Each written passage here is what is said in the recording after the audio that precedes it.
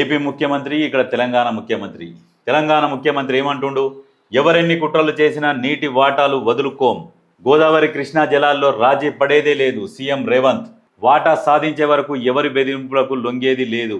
మన అవసరాలు తీరాకే వేరే వాళ్లకు నీళ్ల గురించి ఆలోచన.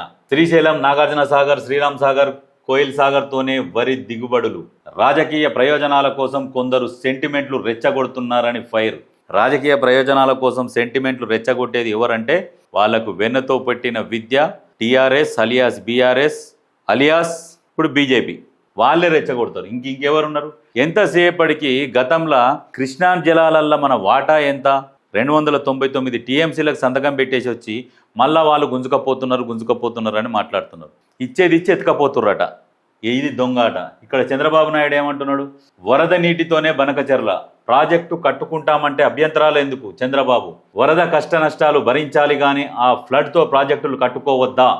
సీమను సస్యశ్యామలం చేసేందుకు బనకచెర్లను చేపడుతున్నాం. దాంతో ఏ రాష్ట్ర నీటి ప్రయోజనాలకు నష్టం జరగదు. ఇండిపెండెన్స్ డే స్పీచ్లో వ్యాఖ్యలు. అప్పుడు మరి కేసీఆరే కదా చెప్పింది, రాయలసీమని సస్యశ్యామలం రతనాల సీమగా చేస్తా, చేపల పులుసు తిని. మరి ఇప్పుడు కూడా అదే మాట మాట్లాడాలి. కట్టుకోమను బనకచెర్ల ఏమవుతుందని మాట్లాడు ఒక్కసారి.